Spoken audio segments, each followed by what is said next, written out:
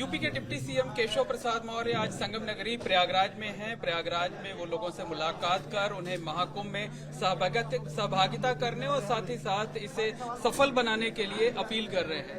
क्या इस आयोजन के लिए क्या अपील कर रहे हैं आप लोगों से और किस तरीके से प्रयागराज के लोग सहभागी? का जो महाकुंभ है विश्व का सबसे बड़ा धार्मिक कहिए, सांस्कृतिक कहिए, आध्यात्मिक कहिए, समरसता का कहिए, एकता का कहिए, यह कुंभ ऐतिहासिक है।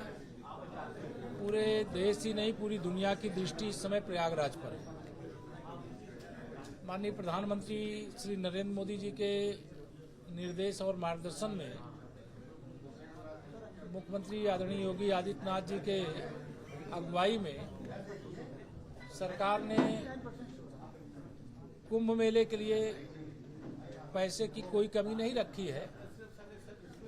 जो पूज्य संतगण आ रहे हैं, जो संस्थाएं आ रही हैं, वो ठीक से मेले में अपने जो उद्देश्य है उनका उसको पूरा कर पावे और सरकार की ओर से उनको पूरा सहयोग है। क्योंकि प्रयागराज का कुंभ है और प्रयागराज के कुंभ में यह जरूर है कि जहां लगभग 40 करोड़ से भी अधिक लोग आने की संभावना हो, तो मैं प्रयागराज का हूं तो यह मैं मानता हूं कि एक तरह से मेजबान की तरह जिम्मेदारी आ जाती, तो कोई कमी न रह जाए ऐसा मैं प्रयागराज वासियों से भी अपील करूंगा, आह्वान करूंगा। आज अंतर्राष्ट्रीय नववर्ष है, उसकी सबको शुभकामना भी दूंगा और कुंभ मेले की निकटता के कारण से अब भीड़ भी बढ़ना शुरू हो गई है और सुविधाएं भी जो देना है या जो वहाँ व्यवस्थाएं करना वह भी अपने अंतिम चरण में है। हमारी कोशिश है कि सरकार दिव्य और भव्य डिजिटल कुंभ, सुरक्षित कुंभ, ग्रीन कुंभ, मतलब नेत्र कुंभ, अनेक नाम कुंभ के नाम से इस समय जुड़ गए हैं, वह सभी स्वरूपों में कुंभ अपना एक स्वर्णिम यह इतिहास बनाए, ऐसा हमारा प्रयास। 2019 से भी दिव्य और भव्य होगा आयोजन, वो तो साफ साफ दिखाई दे रहा है। 2019 अर्ध कुंभ था और 2025 का महाकुंभ है, तो अर्ध कुंभ में जब इतनी व्यवस्था थी तो महाकुंभ में तो उससे ज्यादा व्यवस्था है। समाजवादी पार्टी के अध्यक्ष अखिलेश यादव रोजाना कुंभ बुलेटिन जारी करते हैं एक्स पर और आपकी सरकार पर लगातार सवाल खड़े कर रहे हैं। देखिए, श्री अखिलेश यादव जी को अपना कार्यकाल याद आता होगा जब वो अपने चच्चा मोहम्मद आजम खां को कुंभ मेले की बागडोर सौंप दिए थे और यहाँ दुर्घटना हुई थी और उनके समय जो कुंभ था उसमें अर्ध कुंभ के बराबर भी संख्या नहीं आई थी।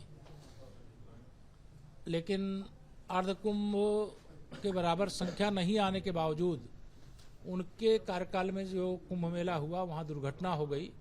वह एक काला दिन है, वह ऐसी सरकार के समय का कुंभ है जिसे मैं तो नहीं भुला सकता, क्योंकि मैं उस समय विधानसभा में था सदस्य के रूप में, तो मैंने तो उस मुद्दे को भी वहाँ उठाया था। लेकिन हमारी तरफ से अभी तो 25 को लेकर के जबरदस्त तैयारी भी है, कोशिश भी है कि सब प्रकार से हमारा कुंभ सुरक्षित और सफल हो। लेकिन अगर अखिलेश यादव जी कोई बात करते हैं तो उन्हें अपने कार्यकाल के कारनामे याद करने चाहिए। लेकिन आप लोग जो आमंत्रण दे रहे हैं वो उस पर भी सवाल उठा रहे हैं। उनका कहना है आमंत्रण तो देना ही नहीं चाहिए। कुंभ यात्रियों की नज़र में वो स्वयं सवाल है, क्योंकि उनके कार्यकाल का कुंभ यात्री कभी भुला नहीं सकते, प्रयाग कभी नहीं भुला सकता। जैसी अव्यवस्था 2013 में हुई थी वैसी अव्यवस्था हमें पूरा विश्वास है। यहाँ भगवान बेड़ी माधव जी इस मेले की बागडोर संभालते हैं और बाकी हम लोग तो प्रतीकात्मक कार्य करते हैं और उनकी सपने शायद ये पूरे नहीं होंगे कोई अनहोनी हुए बगैर सकुशल कुंभ संपन्न। एक अंतिम प्रश्न ये है कि अयोध्या में रामलला के भव्य मंदिर निर्माण की वर्षगांठ आने वाली है, क्या सरकारी स्तर पर भी पूरे प्रदेश में कोई आयोजन किए जाएंगे? नहीं, देखिए, सरकारी स्तर पे व्यवस्थाएं की जाती हैं। आयोजन तो श्री राम जन्मभूमि तीर्थ क्षेत्र ट्रस्ट के द्वारा होता है, तो व्यवस्था सरकार की ओर से जो करनी है, जो आने वाले तीर्थयात्री होंगे, भक्त होंगे, वीआईपी होंगे, कोई भी होंगे, व्यवस्था सारी रहेगी। बाकी आयोजन तो श्री राम जन्मभूमि तीर्थ क्षेत्र ट्रस्ट का होगा। संत महात्माओं की मांग है कि उस वर्षगांठ के दिन को सार्वजनिक अवकाश घोषित किया जाए। देखिए, पूज्य संत गण क्या मांग कर रहे हैं, अभी कोई उस दिन अवकाश घोषित करने की योजना नहीं है, लेकिन अगर कोई ऐसा प्रस्ताव वो देंगे, अगर सरकार के ध्यान में आएगा कि ऐसा करना जरूरी है, तब उस पर विचार होगा। लेकिन अभी उसकी मुझे लगता है कि कोई ऐसी डिमांड सरकार के सामने नहीं है। For exclusive and insightful videos, subscribe to our new channel ABP Live Premium.